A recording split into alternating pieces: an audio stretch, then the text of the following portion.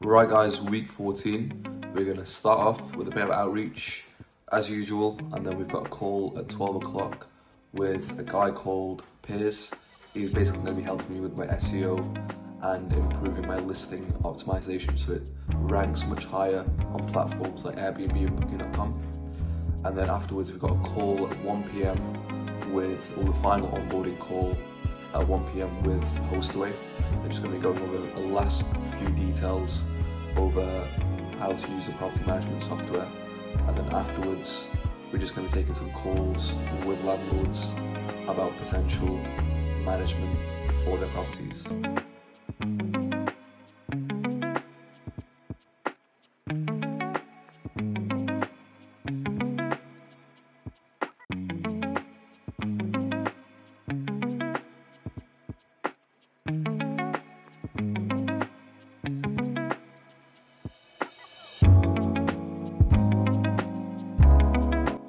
Title is going to be much more relatable to somebody who's going to book with you today, because if somebody sees this title, they'll be like, oh, I'm booking last minute, I'm booking it for tonight. Oh yeah, perfect, we're leisure, but I'll actually get 5% off. So it kind of gives them like what they want, literally by reading the title. And then what you do, you genuinely actually offer 5% off, because at the end of the day, you're looking to achieve, rather than having the gap, you're giving a last minute 5% off. Now, to mitigate any risk, I'm just going to cut this, I'm going to save that here, and then what I tend to do is, because that has only 500 characters to put in, I'll just start the same CTA that we already had on above. I'll just paste it here so it kind of flows within your listing. So I've now made this title description change just for attracting this weekend bookings only, but I can even go and change last minute title. Right guys, so I've just finished the call with Piers. A lot of great information that he's given me to sort of improve my listings. Right now I'm just going to finish off my outreach and then just hop on a call at 1 p.m. with Hostaway, the final onboarding call. So calendar typically the one that reflects more accurately the actual activity. If I'm using the same example, right? Like you rent out the property for a month and a week, right? For 5 weeks.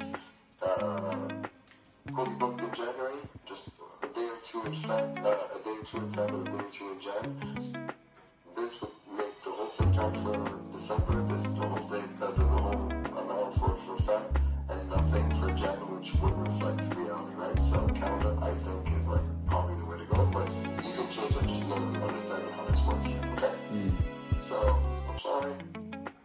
Once you apply your filters, you can have a breakdown per reservation instead of per listing, right? You still have the listing shown here in the column. Right guys, so the final onboarding call with Hostaway, the property management software, is now complete. I'm just going to call a landlord that I've scheduled a call with to discuss Airbnb management, and then afterwards I'll be finishing off with a bit of listing optimization. Hi, is this Hussein? Yes. This is Krishna. You told me to give you a call yesterday. It's from Facebook about your property. Oh, yes. You didn't tell me at 10 o'clock I was meeting there. Well, I said I'd give you a call in the morning, but I was just a bit sort of busy. Is this a good time to, give you a call? Yes, it's alright, it's okay. Okay, I don't want to disturb you or anything, so... No problem. Yeah. You said you were looking at turning your property into an Airbnb, and that you wanted to do full furnished and stuff. Okay. So, yeah, I just gave you a call to sort of find out a bit more about that. So, what condition is the property in right now? This terrace house, 2-bedroom, front room, and the backyard is very big with the electric setup. Parking is inside, about 2-3 cars will be parked inside. And is it fully furnished at the moment? At the moment, it's not furnished. And It's a part, some kind of part furnished. yeah. We need to furnish first this site. Yeah. And would you sort of consider doing that? Because from the message that you sent, you said you would, look to sort of furnish the property yourself. Yeah, I do myself. Yeah. Well, if you're happy to sort of like furnish it, what we normally do is we help list the property and manage the property as an Airbnb. So we list on. What about the charges? So we don't charge anything up front. We only work on a commission-only basis. So we charge 15% of all bookings that we bring you, whether that's direct bookings, whether that's through Airbnb, Booking.com, Expedia, Spareroom, any of these platforms. We only charge a 15% a management fee, and that covers everything from listing optimization, guest messages, from coordinating maintenance and cleans, from doing the pricing, paying for any sort of like consumables. That would basically cover all of that.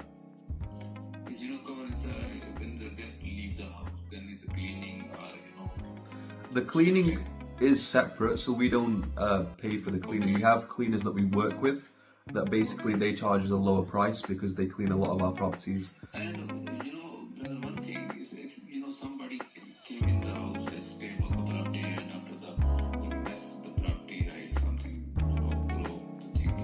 And what is the procedure?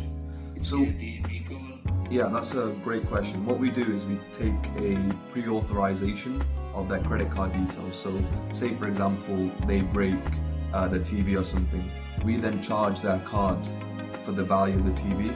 So normally we collect up to £250 as like a pre-authorization deposit. So if they break something, then we charge them automatically.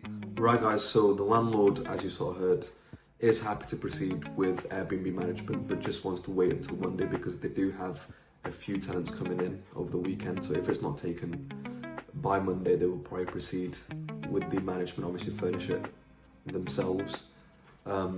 Just finished off with a bit of listing optimization, changed a few things on a few listings, trying to get my properties as fully booked as possible.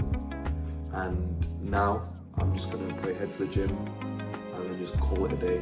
But thanks again for watching. Please like and subscribe. And that's week 14 officially complete.